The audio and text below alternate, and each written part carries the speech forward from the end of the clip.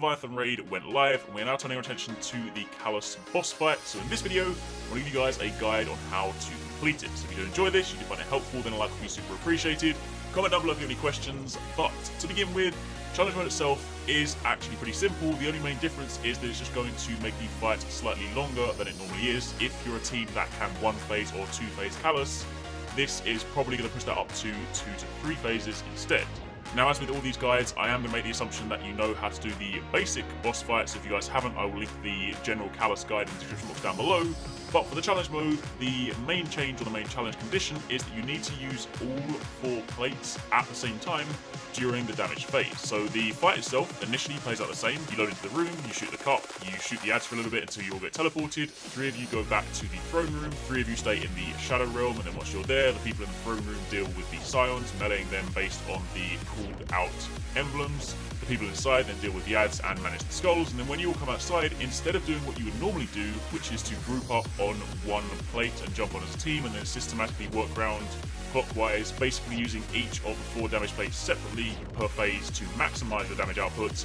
Instead, you all need to jump on the 4 plates at the same time. If you jump on just 1 plate, it will say challenge failed.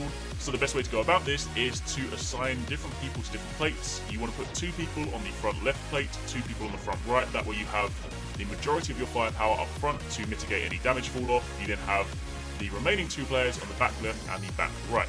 It's important that you jump on at pretty much the same time, so what you want to do is when you all teleport back in, don't have someone just jump on a plate and wait. You need to make sure that you all stand by your pedestals and then count down and synchronize. You can do a 3, 2, 1, you all jump on together, you activate all 4 plates together, and you then deal your damage. Of course, this does mean that because you're activating them all at the same time, you are going to use them all up at the same time, so this does basically cap your damage. Now, it's probably possible to do this in 2 phases, but in truth, this is basically going to be a 3-phase fight. Each phase will basically be a third of his health, and then once you've done that, you just deal with the final phase. So that is essentially the challenge mode. There's nothing to do with meleeing the scions or anything to do with like inside the shadow realm. It is literally all 4 damage plates must be used at the same time.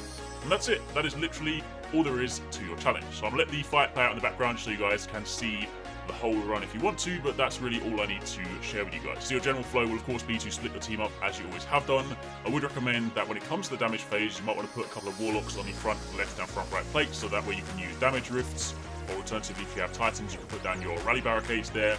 Basically, whoever has the highest damage potential, just put them up front in case there is any sort of damage drop-off for some of your weapons. It's not really going to be an issue if you're using things like fusion rifles and rocket launchers and whatnot, but when it comes to switching to your primary, if that happens, then, you know, it's something to consider. For the time being, that's it. That's your challenge mode. So usual 4 damage plates, every single rotation, jump on, in sync, do as much damage as you can. When Calus becomes immune, you return to the rotation, you deal with the ads, you get teleported, you come back, you manage the scions, you manage the skulls, you come back, use all 4 plates again, and you do this 3 times until he's dead, and that's it. You drop down to the throne room, you go to the chest at the end, you grab your loot, you grab your emblem, and that is the challenge mode complete. We now have guides for all 4 challenge modes: the bathhouse, the dogs, the gauntlets, and now Calus. That of course means that next week will be a regular week, and then the week after that we get the Curse of Osiris DLC. And I imagine very shortly after launch, the raid lair is probably going to go live. I would be willing to bet it's either going to be the following week or even sooner, maybe the Friday, given that recommended light for that raid lair is only 300 and most people are already 305. So by the time you play through the campaign, you've got some new gear. I reckon people are going to be raiding.